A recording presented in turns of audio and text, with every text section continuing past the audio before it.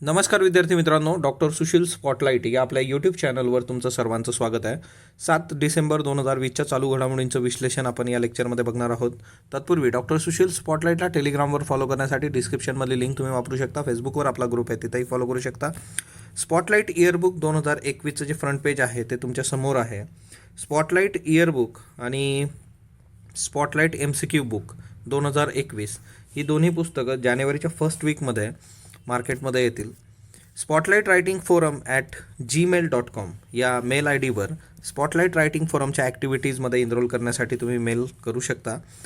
Daily answer writing weekly GS plus SA IAS mains करता, मराठी इंग्रजी निबंध MPSC मेन्स करता, तर हे ॲक्टिव्हिटीज आहेत. आता उद्याची जी तारीख आहे ती 8 तारीख आहे आणि आपण बघितलं होतं की 8 डिसेंबर रोजी भारत बंदचा जो काही शेतकऱ्यांनी हाक दिली होती त्याला आता बऱ्याचशा विरोधी पक्षांनी जे आहे तो सपोर्ट दिलेला आहे. आणि उद्याच्या याच्यामध्ये आपल्याला दिसून येईल की एकंदरीतच कशा पद्धतीने हा बंद होतो आणि त्याचा नेमका काय परिणाम होतो. तर महाराष्ट्रातून शिवसेनेने समर्थन दिलेलं आहे. दुसरी एक महत्त्वाची बाब जी होती की ती विजेंदर सिंह जो आहे त्या विजेंदर सिंहने खेलरत्न परत करण्याचा इशारा दिलेला आहे की केंद्र सरकारने जे काही काळे कृषी कायदे केलेले आहेत, सो आता याला ब्लॅक है ना ॲग्रिकल्चर ॲक्ट्स म्हटलं गेलं आहे, काळे कायदे, तर ते त्यांनी मागे घ्यावे, अन्यथा राजीव गांधी खेलरत्न पुरस्कार जो आहे तो परत करण्याचा इशारा मुष्टियोद्धा विजेंद्र सिंग याने रविवारी दिलेला आहे. आता हा राजीव गांधी खेलरत्न पुरस्कार जो आहे तो क्रीडा क्षेत्रातला सर्वोच्च पुरस्कार आहे. जसा नागरी याच्यामध्ये भारतरत्न असतो तसा हा क्रीडा क्षेत्रातला सर्वोच्च पुरस्कार आहे. आणि बरेचसे ॲक्च्युली पुरस्कार परत केले गेलेले आहेत आणि आता खेळाडूही मोठ्या प्रमाणावर तिथून समोर येत आहेत. आणि हरियाणा पंजाब जर तुम्ही बघितलं तर याच्यामध्ये है ना मेडल विनिंग किंवा पुरस्कार विजेते जे खेळाडू आहेत ते मोठ्या प्रमाणावर या राज्यांमध्ये आहेत, तर तेही एक प्रेशर आहे. रवी पटवर्धन वयवर्ष 84 यांचं निधन झालेलं आहे. रवी पटवर्धन यांना तुम्ही सर्वच ओळखत असाल, असं कोणी नाही आहे की जे ओळखत नाही, कारण गेली कितीतरी वर्ष रंगभूमीवर ते होते. ज्येष्ठ अभिनेते. 6 डिसेंबर रोजी हृदयविकाराच्या झटक्याने त्यांचं निधन झालं. वयाच्या 7व्या वर्षापासून ते अभिनय क्षेत्रामध्ये कार्यरत होते. भारदस्त शरीरयष्टी, दमदार आवाज, झुपकेदार मिशा या गुणवैशिष्ट्यांच्या जोरावर त्यांनी खलनायक असेल, सरपंच असेल, राजकीय पुढारी असेल, अशा विविधांगी भूमिका साकारल्या. आणि त्यांची जी शरीरयष्टी होती तिच्यामुळे मराठी चित्रपट जे होते त्या मराठी चित्रपटांमध्ये हे सरपंच किंवा राजकीय पुढारी जे आहेत तर त्या मोस्ट प्रॉब्ली भूमिका ज्या होत्या त्या त्यांना दिल्या जायच्या. बिनकामाचा नवरा वगैरे तुम्ही चित्रपट बघितला असेल. 1944मध्ये बालगंधर्व आणि आचार्य आत्रे हे दोन्ही नाट्य महोत्सवाचे अध्यक्ष असताना बालनाट्यात त्यांनी रवी पटवर्धन यांनी भूमिका साकारली होती. 1971 सालचा अशा असाव्या सुना हा त्यांचा पहिला चित्रपट होता, है ना. आणि सुनबाईच्या याच्यातच है ना, सासूबाई सुनबाईच्या नाटकातच ती मालिका त्यांची शेवटची मालिका ठरलेली आहे, अगबाई सासूबाई. सो सुरुवात सुनांपासून झाली होती, शेवट सासूबाईपासून झालेला आहे. मराठी चित्रपट जे आहेत त्यांचे उंबरठा, सिंहासन, बिनकामाचा नवरा. हिंदी चित्रपट अंकुश आहे, प्रतिघात आहे, तेजाब आहे. दूरदर्शनवरचे आमची माती आमची माणसं आणि गप्पा गोष्टी या 2 कार्यक्रमांमुळे त्यांना चेहरा किंवा आयडेंटिटी मिळाली होती. सो आमची माती आमची माणसं आणि गप्पा गोष्टी हे खूप फेमस प्रोग्राम होते दूरदर्शनचे एकेकाळी. झी मराठीवरची अग्गबाई सासूबाई ही त्यांची शेवटची मालिका ठरली. 1974मध्ये दिवंगत नाटककार जे आहे रत्नाकर मतकरींचं पण याच है ना करोनामुळे निधन झालं लॉकडाऊनच्या काळामध्ये. रत्नाकर मतकरींवर पण प्रश्न येण्याचे चान्सेस खूप जास्त आहेत. रत्नाकर मतकरी यांच्यासोबत आरण्यक नावाचं जे नाटक होतं तिच्यात त्यांनी भूमिका साकारली होती 1974मध्ये. आणि 2018मध्ये वयाच्या 82व्या वर्षी त्यांनी त्याच तडफेने परत आरण्यकमध्ये भूमिका साकारलेली. तुम्ही विचार करू शकता 74 ते 2018मध्ये किती गॅप आहे. आणि त्याच्यानंतर वयाच्या 82व्या वर्षी आरण्यकमध्ये परत ते आले होते. आरण्यक पण फेमस नाटक आहे बघा. त्यांची जर नाटकं तुम्ही बघितली तर कौंतेय, आनंद, वीज म्हणाली धरतीला, मुद्रा राक्षस, जबरदस्त, विषवृत्ताची छाया, मला काही सांगायचे, तुघलक, अपराध मीच केला, तर या नाटकांमध्ये त्यांनी काम केलेलं आहे. आता फायझरची जी लस आहे तर त्यांनी भारतामध्ये पण अर्ज केलेला आहे की भारतात पण लस वापरण्यासाठी आणि आम्हाला काम करण्यासाठी तुम्ही परवानगी द्या. ब्रिटनमध्ये उद्यापासून कोविड प्रतिबंधक लसीकरण होतं आहे आणि हा पहिला देश असेल. तर बघूयात उद्या झाल्यानंतर मग त्यासंबंधीचे डिटेल्स आपण घेऊयात. आणि फायझरच्या लसचा सगळ्यात मेजर जे काही इश्यू आहे तो -70°C ठेवावी लागते. आणि भारतामध्ये ती परवानगी दिल्यानंतर सुद्धा आपल्याकडे खूप प्रॉपर इन्फ्रास्ट्रक्चर कितपत आहे हा एक मुद्दा आधीपासून होता फायझरच्या लसीबद्दल. तर बघूयात येत्या काळात गोष्टी कशा पद्धतीने वर्क होतात ते. आता बघा, आपण काल बघितलं होतं की वीज वितरण जे आहे त्याचं खाजगीकरण किंवा प्रायव्हेटायझेशन जे आहे त्याच्यासाठी केंद्र सरकार प्रयत्नरत आहे. आणि असं करत असताना, हे प्रायव्हेटायझेशन करत असताना एक दुसरी स्कीम होती बघा, जिचं नाव होतं उदय. हे जे होतं की उज्ज्वल डिस्कॉम ॲश्युरन्स योजना असं हिचं नाव होतं. उज्ज्वल डिस्कॉम ॲश्युरन्स योजना, प्रत्येकाचा फुल फॉर्म आहे बघा. आणि या उज्ज्वल डिस्कॉम ॲश्युरन्स योजनेमुळे जे काही वीज मंडळं होते त्यांचं पुनरुज्जीवन करण्यात आलं होतं. वाटलं तर ही स्कीम मी एक सेपरेट याच्यात तुम्हाला करून देईल. आणि या स्कीममध्ये 15% तोटा जो होता या वीज मंडळांचा तो कमी झालेला होता. याचा अर्थ काय आहे की ही सकारात्मक दृष्टीने काम करणारी स्कीम होती. मग जर ही सकारात्मक दृष्टीने काम करत होती तर आता लगेच तुम्ही प्रायव्हेटायझेशन का करताय? म्हणजे उज्ज्वल डिस्कॉम ॲश्युरन्स योजना जी आहे ती 2014 नंतरच सरकारने आणलेली आहे. मग एकीकडं ना कुठलंही सरकार असलं तर ते कुठली योजना किती चांगली आहे आणि ती किती चांगल्या पद्धतीने काम करणार आहे हे खूप जोरात सांगत असतं. आणि जर उदय योजना जी आहे जर ती 15%पर्यंत तुमचा तोटा कमी करू शकते, जर तिच्यावर अजून चांगल्या पद्धतीने तुम्ही लक्ष दिलं तर ते अजून चांगलं वर्क झालं असतं. म्हणजे लगेचच तुम्ही प्रायव्हेटायझेशनकडं वळणं ते अपेक्षित आहे का? प्रायव्हेटायझेशन जिथं झालेलं आहे तिथं खूप काही चांगल्या गोष्टी होत आहेत का, हाही मुद्दा आहे. तर उदय ही स्कीम आपल्याला येत्या काळात विचारली जाऊ शकते, त्याच्यावर एक सेपरेट आपण करूयात लेक्चर. आता हे राजस्थानमधले आदिवासी लोक आहेत बघा, जे हिवाळ्यामध्ये स्थलांतर करतात आणि उंटावरून ते बिराड घेऊन जात आहेत बघा. भोपाळमधलं हे चित्र आहे ना. म्हणजे एकंदरीतच जसं काही आपण स्थलांतर यांच्यामध्ये बघतो की पक्ष्यांमध्ये बघतो की पक्षी स्थलांतरित होऊन येतात, मग तसा माणूस पण आणि त्यातल्या त्यात आदिवासी जमाती ज्या आहेत त्या बऱ्याचशा स्थलांतर करत असतात. तर त्यासंबंधीचेही डिटेल्स आले तर ते थोडे लक्षात ठेवायचे. आता हायाबुसा नावाचं जे यान आहे बघा जपानचं, त्याचं हे सगळं एकंदरच चित्रीकरण आहे की हायाबुसा जे यान होतं तर ते यानाने लघुग्रहावरचे मातीचे नमुने जे आहेत ते गोळा केले आणि ते एका कुपीद्वारे पृथ्वीवर पाठवलेत. आता हे हायाबुसा यान जे होतं ते यान 2014मध्ये 3 डिसेंबर रोजी प्रक्षेपण त्याचं झालं होतं. आणि रियुगू नावाचा लघुग्रह आहे तिच्यावर ते एप्रिल 2019मध्ये पोहोचलं. 5 वर्षानंतर मग तिथं पोहोचल्यानंतर त्याने काय केलं की तिथले मातीचे नमुने गोळा केले. जसं आता चँग 5 आहे बघा, हा ना, चँग 5 जे आहे ते चंद्रावरचे मातीचे नमुने चीनचं आहे. तसं यांनी रिगुयू लघुग्रह जो आहे रियुगू त्याच्यावरून ते सगळे नमुने तयार केलेत. आणि ते नमुने जमा करून कुपीत टाकून ती कुपी 2,20,000 किलोमीटर उंचीवरून पृथ्वीच्या वातावरणात त्यांनी सोडून दिली 5 डिसेंबरला. मग आता ही कुपी खाली आली बघा, पृथ्वीच्या वातावरणात आली. हे पृथ्वीचे वातावरण, तिच्यात ती कुपी येते आणि घर्षण जे काय होतं त्याच्यामुळे कुपीचं बाह्य तापमान जवळपास 3,000 अंश सेल्सिअस होतं, पण कुपीच्या आतलं तापमान 50 अंश सेल्सिअस होतं. आता या कुपीच्या आतलं तापमान 50 अंश सेल्सिअस होतं कारण 10 किलोमीटर उंचीवरून त्यांनी उष्णतारोधी कवच जे आहे ते वेगळं केलं तिच्यातलं. ओके, म्हणजे तिच्यातलं उष्णतारोधी कवच वेगळं झालं आणि पॅराशूटच्या याच्याने ती खाली आली आणि ती 6 डिसेंबर रोजी ऑस्ट्रेलियामधलं उमेरा गाव आहे ऑस्ट्रेलियाच्या वाळवंटातलं, तिथं ती सापडली. म्हणजे त्यांनी हेलिकॉप्टरद्वारे तिचा शोध घेतला. आता ते नमुने घेऊन मग ते पुढचं संशोधन होईल. आता हे जे हायाबुसा यान आहे तर यांनी ही कुपी सोडून दिली आणि ते परत पुढच्या कामाला लागलं. पुढे अजून 10 वर्ष त्याला काम करायचं आहे त्या यानाला. 10 वर्षात ते काय काय करणार, तर ग्रहांमधल्या अवकाशातील धुळीचा अभ्यास करणं, त्याच्यानंतर सौरमालेबाहेरच्या ग्रहांचं निरीक्षण करणं, किंवा 2 लघुग्रह आहेत अजून त्यांचं निरीक्षण आणि छायाचित्र काढणं. तर हे असले प्रकार अजून पुढचे 10 वर्ष ते अवकाशयान करणार आहे. तुम्हाला सिम्पली असं विचारलं जातं वेगवेगळे यान जे आहेत, म्हणजे चँग 5 चीन, हायाबुसा जपान कुठल्या देशाचं आहे वगैरे वगैरे आणि कशासाठी ते वर्क होतं, तेवढ्या गोष्टी लक्षात ठेवा. आता त्यांनी हे जे दिलेलं आहे की ही कुपी जी आहे तर हे पॅराशूट साईडला है ना, 1.1 किलो वजन असलेले नमुने जे आहे त्याचं कंटेनर हे मध्ये आहे त्याचं, म्हणजे 0.1 किलो म्हणजे 100 ग्रॅम तिच्यामध्ये नमुने घेतलेले आहेत.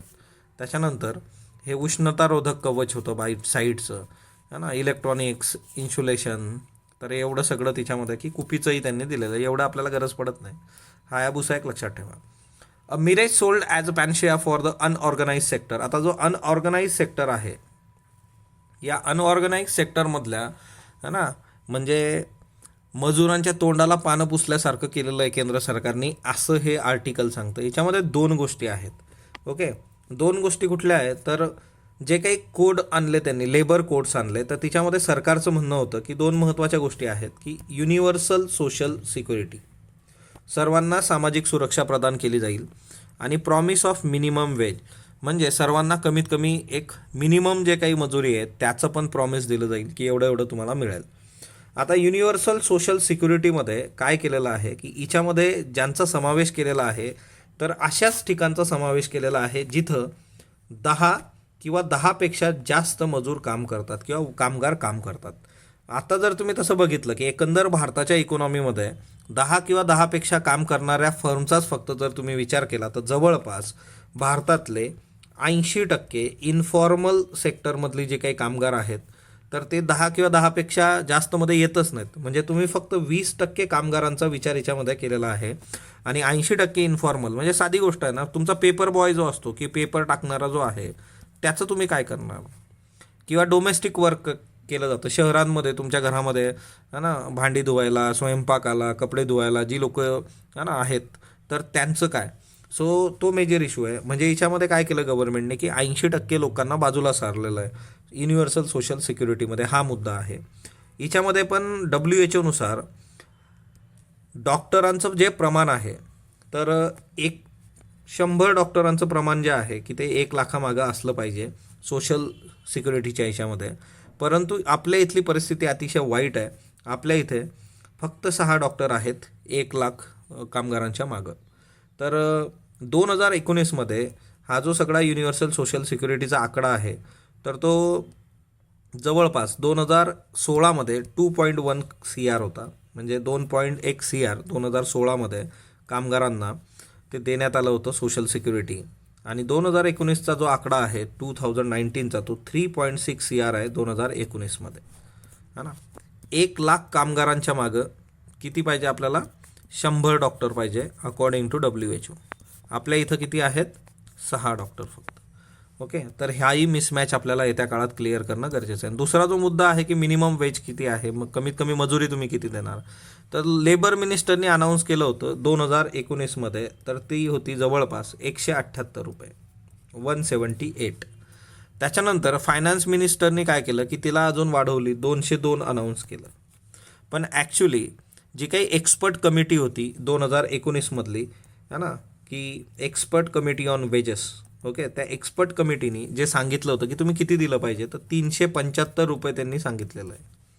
मग एकीकडे जर तुम्ही 375 सांगता की कमिटी सांगते की तेवढं दिलं पाहिजे, सो दॅट है ना, की फ्लोअर वेज म्हटलं गेलेलं आहे याला, की कमीत कमी किती देऊ शकता तुम्ही. तर ते एकंदरीतच मग हे सगळं इतकं कमी दिल्यानंतर मग सगळे जे लोक आहेत ते बिलो पॉवर्टी लाईनच्या खाली जाणार मग सगळं. तर हा सगळा मेजर मुद्दा आहे की 375 किमान तुम्ही दिलं पाहिजे. मग हिच्यामध्ये सगळंच poverty ratio, Rangarajan committee, youth, सगळ्या गोष्टींचा विचार करता. सो हे 2 मुद्दे आहेत आता परत लेबर संबंधीचे. ओके, त्याच्यानंतर animal adaptation at high in Bannerghatta, है ना, बायोलॉजिकल पार्क जे आहे बनेरघट्टाचं. मला सांगा कुठल्या राज्यामध्ये आहे बरं हे. आता जवळपास ॲडॉप्टेशन काय असतं, म्हणजे तो कात्रजच्या जर तुम्ही प्राणी संग्रहालयात गेला तिथंही लिहिलेलं असतं की पर्टिक्युलर प्राणी कुणी ॲडॉप्ट केलेला आहे. म्हणजे काय की ॲडॉप्ट करायचा म्हणजे घरी घेऊन जायचं नाही त्याला, तर त्याचा जो खर्च आहे तो तुम्ही उचलता 1 वर्षासाठी, 6 महिन्यासाठी, जशी स्कीम असेल तशी. कारण की ह्या सगळ्या कोविड-19मध्ये जे काही प्राणी संग्रहालय होते, है ना, बायोलॉजिकल पार्क्स आहे, तर तिथं पर्यटन पण कमी आलं किंवा रेव्हेन्यूचा इश्यू आहे. आणि ॲडॉप्टेशन वगैरे हे रेग्युलर चालवलं जातं. तुम्ही जी लोक पुण्यात असतील, कधी कात्रजला गेला तर जरा पाट्या पण वाचायच्या तिथल्या, है ना. हम्पी जो आहे, तर हम्पीचा जो चॅरिएट आहे, म्हणजे हम्पीचा जो रथ आहे, त्याला आता तुम्ही स्पर्श करू शकणार नाही, त्याला बॅरिकेड टाकलेले आहेत, तुम्हाला दुरूनच बघावं लागेल. एक तर लोक मग तिच्यावर रेलतात पार, है ना, झोपून फोटो काढतात वगैरे वगैरे, सगळे बरेचसे इश्यू आहेत. तर आर्किओलॉजिकल सर्वे ऑफ इंडियाने हे केलेलं आहे. आर्किओलॉजिकल सर्वे ऑफ इंडियाने त्याला आता एक फेन्स करून दिलेली आहे आणि त्याच्या बाहेरूनच तुम्हाला ते बघता येईल, बॅरिकेड टाकलेलं आहे. आता आपल्यासाठी हा जास्त महत्त्वाचा मुद्दा नाही. आपल्यासाठी महत्त्वाचा मुद्दा हा आहे की जे काही रथ आहेत तर आहे 3 रथ फेमस आहेत बघा भारतामधले. सगळ्यात पहिला जो आहे एक तो हम्पीचा चॅरिएट जो तुमच्या समोर आहे, दुसरा आहे कोणार्क ओडिसा आणि तिसरं आहे महाबलीपुरम तमिळनाडू. भारतामधले जे फेमस स्टोन चॅरिएट्स आहेत, दगडापासून तयार करण्यात आलेले जे शिल्प आहेत रथांची, ती 3 फेमस आहेत. MCQ करता लक्षात ठेवा, एक आहे हम्पीचं, दुसरं आहे कोणार्क ओडिसा आणि तिसरं आहे महाबलीपुरम तमिळनाडू. तर तेवढं एक लक्षात ठेवा. त्याच्यानंतर नेक्स्ट वन, मनू मुखर्जी यांचं पण निधन झालेलं आहे. ज्येष्ठ बंगाली अभिनेते होते. मृणाल सेनचा जो चित्रपट होता नील आकाश नेर नीचे, म्हणजे निळा आकाशाखाली, बंगाली भाषा बरीपैकी सेम आहे, म्हणजे तुम्ही 4-5 बंगाली पिक्चर बघितले की ते बऱ्यापैकी तुम्हाला समजतं. 1958मध्ये त्यांनी चित्रपट कारकिर्दीला सुरुवात केली होती मनू मुखर्जींनी.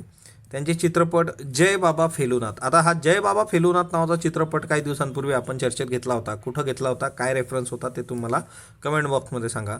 गणशत्रू, पातालघर पुरस्कार पश्चिम बंगालने त्यांना जीवनगौरव पुरस्कार देऊन गौरवलं होतं. त्याच्यानंतर लबा रायमाने. लबा रायमाने हे दलित साहित्यिक आहेत, है ना. दलित साहित्यिक म्हणजे दलितांविषयी बोलणं, की दलितांचे जे काही इश्यूज आहेत त्याला वाचा फोडणं. म्हणजे बऱ्याचदा की तुम्ही जन्माने दलित असला आणि तुम्ही लिहिता म्हणजे तुम्ही दलित साहित्यिक होता असं नसतं. मग त्याचं सगळ्यात बेस्ट एक्झाम्पल ग्रेस आहे बघा. ओके, ग्रेस कधीही दलित संवेदनांबद्दल बोलत नाही. ग्रेसचं विश्व वेगळं आहे. मग त्याच्यामुळे दलित साहित्यिक काय आहे ते थोडंसं जस्ट एक लक्षात ठेवायचं. बऱ्याचदा काही लोकांना ते कन्फ्युजन असतं की बाबा जातीचा इथं काही संबंध नाही.